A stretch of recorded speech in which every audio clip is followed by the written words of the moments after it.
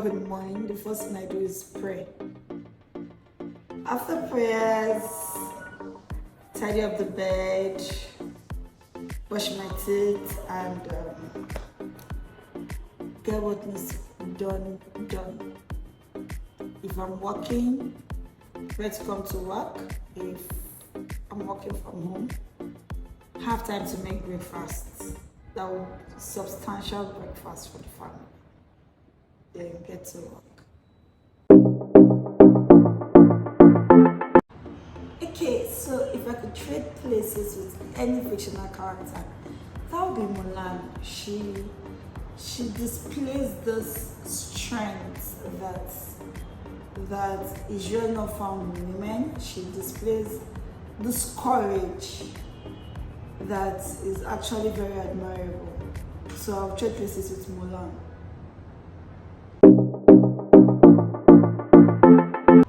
Rainy day or sunny day? Sunny day anytime. Please, I don't like getting wet. No, darling, come on, try. What does my job entail? It deals with not only recruiting people, but ensuring that every staff details are confidential. I'll just basically say it's like the brain box, because any wrong thing the HR does actually affects the firm. Be it from recruitment, if I recruit the wrong person, it will tell in the team. So down to everything, ensuring that the staff, they are okay, comfortable, happy to come to work. Cheering them on even when they feel down. First of all, you have to understand that every employee is different, every employee is unique. Once you have the understanding, no matter what any employee displays, you'll be able to deal with them. And one strength I have is that I'm an ambivert. That is, I have both the personalities of an introvert and an extrovert. So I know how to deal with people irrespective of their personalities. I'll give 3 qualities, right? Because each of them are very important. 1, I'm a believer, so my significant other has to be a believer. 2, he has to be teachable. 3, he has to know how to play. I like to play. I can be a child, so he has to know how to play. And God blessed me with that.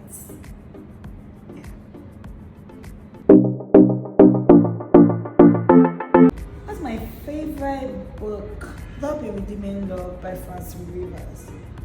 But what's that book special to me? It just, tells you that irrespective of how many times you fail, irrespective of how far you think you've gone, God's love supersedes. But it just took me to understand why God told Prophet Hosea to marry an harlot. When she keeps going back to prostitution, he's still telling her, go and bring her home.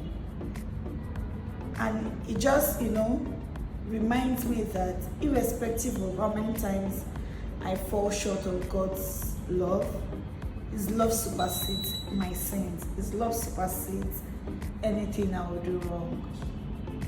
And the movie too is also very good. You should watch it.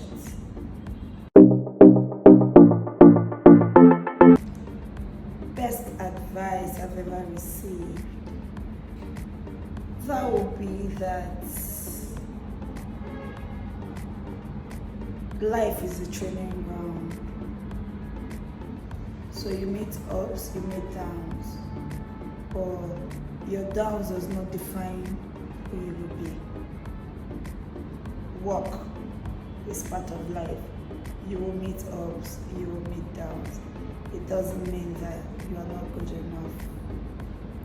And you gave it to me, my baby boo. I don't think it's the place that actually matters. It's just the timing, the serenity, the environment, and you know, making good use of what you have. So it's not really about the place. It's just you being together with that special person. Yes.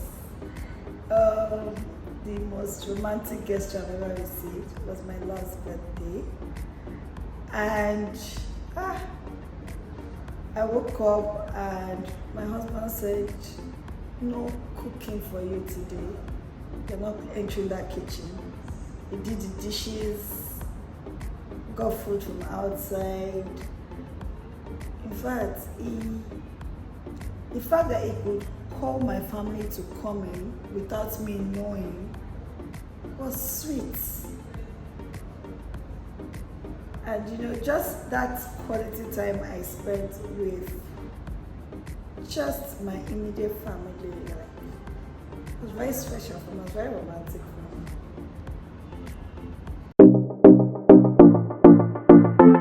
If I could listen to only one type of songs for the rest of my life, I don't think about it too much.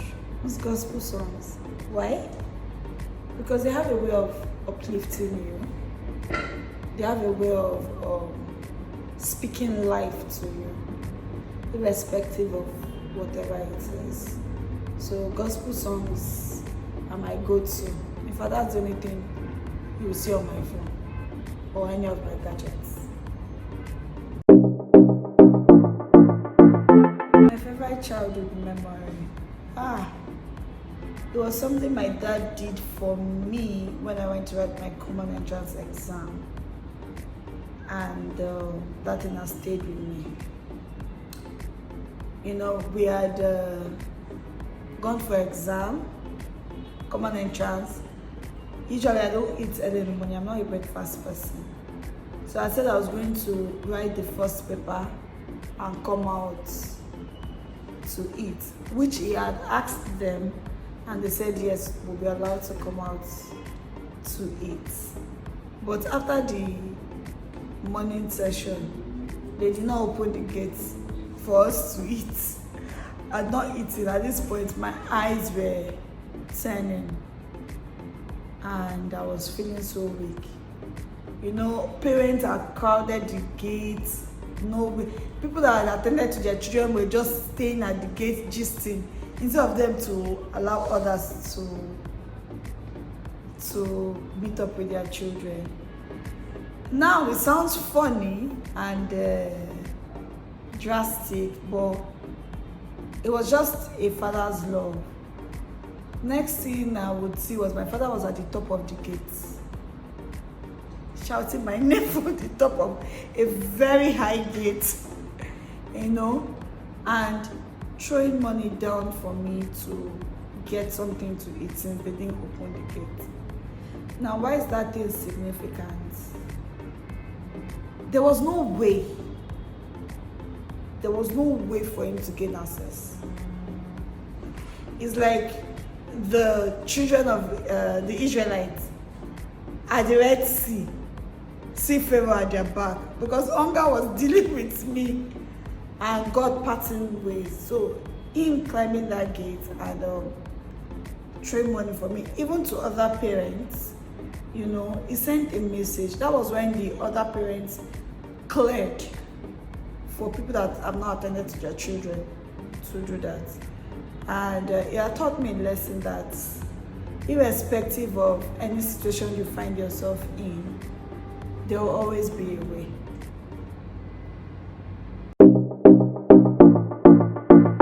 I do have a perfect date.